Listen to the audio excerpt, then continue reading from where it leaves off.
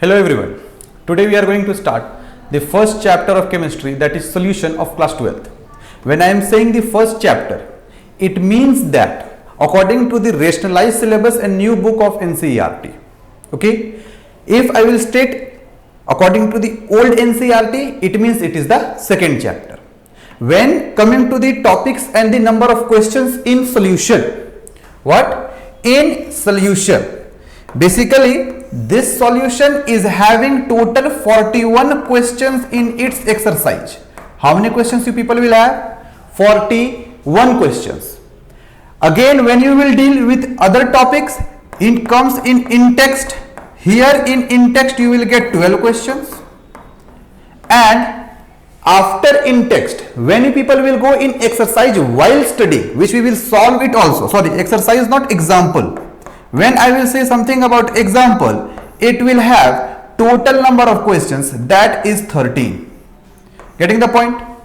Now, when it come in terms of pages, what I am saying in terms of pages, this will start from page number 35 and it will end on page number 64. Total number of pages that it will count will be in total of 29. First of all, we will study what is solution, its type, and we will also go with n number of topics and the terms that we have to study in solution.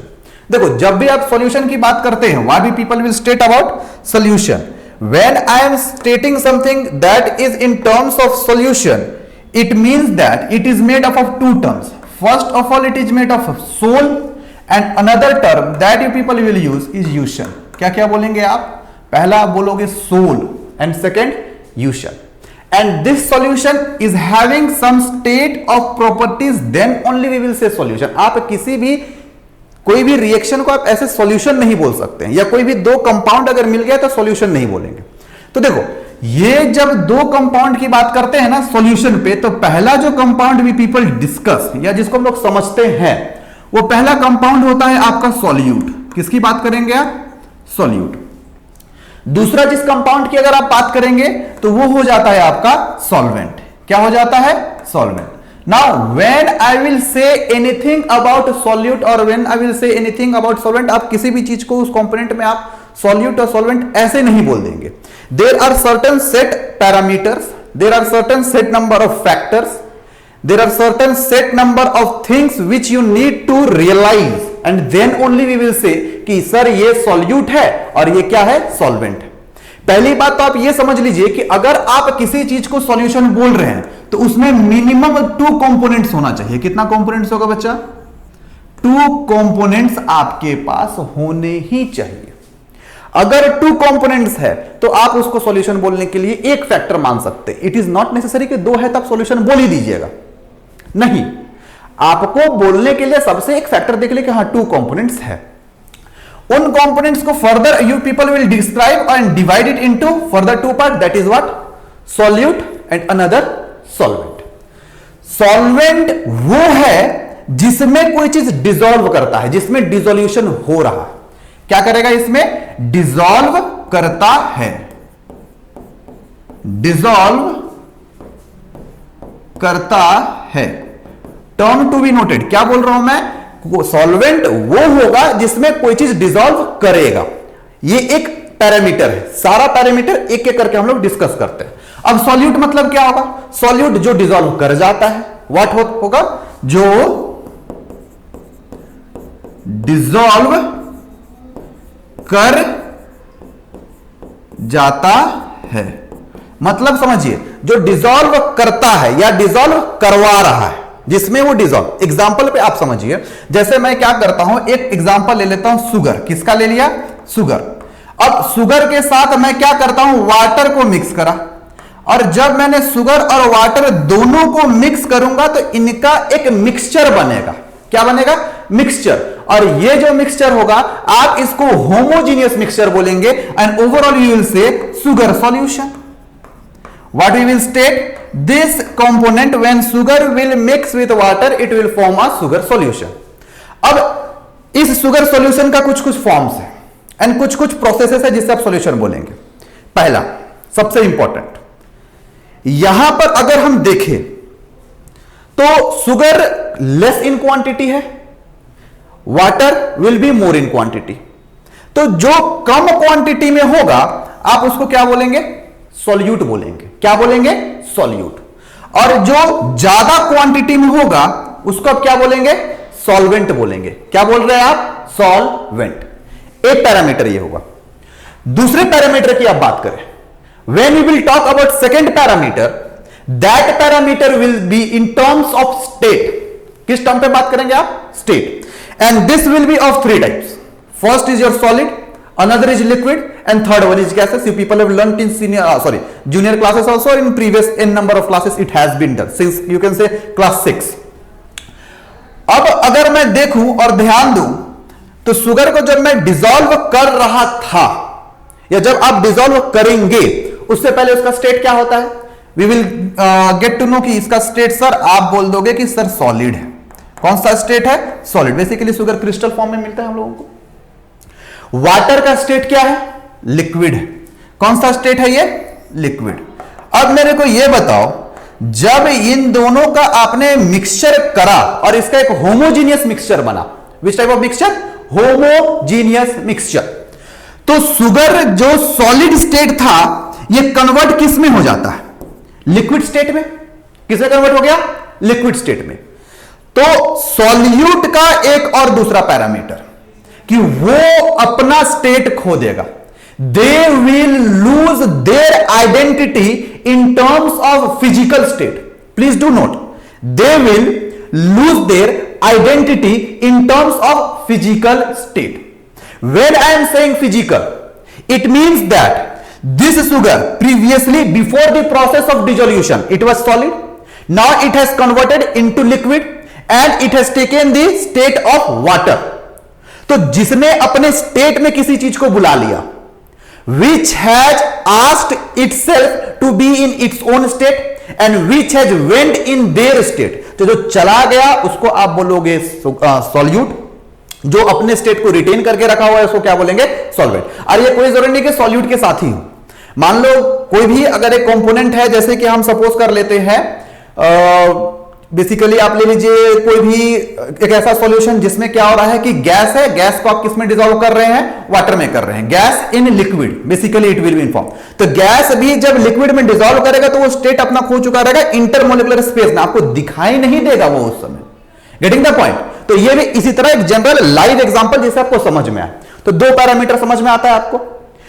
और इसके अलावा एक बात और, जब आप इस solution को पढ़ेंगे तो एक ट्रिक याद रखिएगा, खास करके when you people will solve numericals in any of the competition और any of the thing, that first अगर कोई न्यूमेरिकल दिया हुआ है, कोई भी न्यूमेरिकल, तो आपको अगर उसके उस न्यूमेरिकल में 2 लगा हुआ है, देखो जैसे क्या हो रहा है, आप सॉल्यूट बोल रहे हैं तो 2 बार बार आ रहा है, सॉल्यूट एंड में 2 लग रहा है। तो अगर कोई भी न्यूमेरिकल में आपको 2 लिखा हुआ, जैसे W2, X2 या कुछ भी इसी तरह से कंसंट्रेशन यूनिट जो हम लोग आगे पढ़ेंगे या उसको मैं डिस्क्राइब यहां करूंगा, तो वो सब अगर कुछ लिखा हुआ यू पीपल विल गेट, आप ब्लाइंडली उसको क्या समझ लेंगे? सॉल्यूट। बाकी जो दूसरा रहेगा उसको आप क्या समझ लेंगे? Solvent. Getting the point? Is it clear? We are having a small recap and will go with the chapter. हम लोग पढ़ के आ रहे हैं सॉल्यूशन। सॉल्यूशन में क्या समझे कि 2 कंपोनेंट होता है, एक होता है सॉल्यूट, दूसरा होता है सॉल्वेंट। सॉल्वेंट क्या होता है? जिसमें कोई चीज जाकर के डिसॉल्व कर जाता है, जिसमें डिसॉल्व हो रहा है। और अगर हम बात करते हैं सॉल्यूट को, जो तो खुद डिसॉल्व करता है, अपना स्टेट खो देता है। एक पैरामीटर में हम लोग सबसे पहले जो छोटे थे तो याद करके रखे थे या समझ के रखे थे कि जो कम क्वांटिटी में होता है उसको सॉल्यूट बोलेंगे, जो ज्यादा क्वांटिटी में होता है सॉल्वेंट। लेकिन हर जगह इसी को आप सेट नहीं करेंगे। Law of conservation of mass कोई भी चीज था जिसको हम लोग समझे हुए हैं, उसके हिसाब से हम लोगों को समझना पड़ता है। और डेफिनिट प्रोपोर्शन में दोनों इंटरमिक्स होता है। तो कोई ज्यादा दे दिए इसका मतलब ये नहीं कि सॉल्यूट हो जाएगा। जैसे कि 100 ml चीनी दे दिए, 100 ml वाटर दे देंगे और आपको 10 kg चीनी दे देंगे तो ज्यादा हो गया तो आपका सॉल्यूट चीनी नहीं हो जाएगा। यहां पे डेफिनिट प्रोपोर्शन का भी लॉ लगना जरूरी है। तो पहला चीज वो है। दूसरी बात, जब कोई चीज डिसॉल्व करेगा तो एक अपनी स्टेट को खोएगा, अपनी फिजिकल आइडेंटिटी को वो खो देगा। तो जो फिजिकल आइडेंटिटी को खो रहा है उसे आप क्या बोलेंगे? सॉल्यूट बोलेंगे। यहां पे याद रखिएगा ये जो सॉल्यूशन बनेगा वो होमोजेनियस मिक्सचर बनेगा और हमेशा इसका जो आइडेंटिटी होगा वो इक्वल होगा। अब हम बात करते हैं तीसरा पॉइंट। किसकी बात करते हैं? तीसरे पॉइंट की। तो तीसरा पॉइंट होता है क्या कि आप उसको नॉर्मल फिल्टरेशन प्रोसेस से अलग नहीं कर सकते। नॉर्मल फिल्टरेशन कहने का मतलब फिल्टर पेपर से आप अलग नहीं कर सकते हैं, या फिर कोई भी दूसरा जो फिजिकल प्रोसेस है उससे आप इसको अलग नहीं कर पाएंगे। आप जब इसको अलग करेंगे, you people need to make sure कि वो प्रोसेस क्या हो रहा है, केमिकल प्रोसेस हो रहा है। उसके अलावा ये होमोजीनियस मिक्सचर है, तो अगर मान लीजिए कि किसी भी जार में आपने इसको रखा, ये सॉल्यूशन को, तो यहां पे जो उसका कंसंट्रेशन है और यहां पे जो दोनों का दोनों सेम होगा, यूनिवर्सली उसका जो प्रोपोर्शन होगा वो हमेशा एक मिलेगा, कहीं पर भी कोई चेंजेस उसका नहीं आएगा। Is this clear? Now let's come to the forward and we should study some more topics, the terms and the topics that this chapter will continue with. See, topics that has to be covered. First is their solution and their types. What I am saying? We will study solution and their types. So when we will say solution and their types, कहने का मतलब हम लोग इसके component के base पे पढ़ेंगे. What we will study? We will study in terms of component. First thing. Second thing, in terms of dissolution. Apart from dissolution, we will say in terms of dilution also. Aqueous solution, non-aqueous solution, saturated solution, concentrated solution, binary solution, tertiary solution, poly solution. तो components वगैरह की ये सारी ढेर सारी बातें इस पे हम लोग करेंगे। उसके अलावा फिर जब हम आगे बढ़ेंगे तो हम लोगों को कुछ टॉपिक्स मिलेगा जो कि हमारे पास आएगा सेकेंड में, and that will be in your concentration unit. This concentration unit terms are basically or directly related with class 11 chapter number 1, that was some basic concept of chemistry.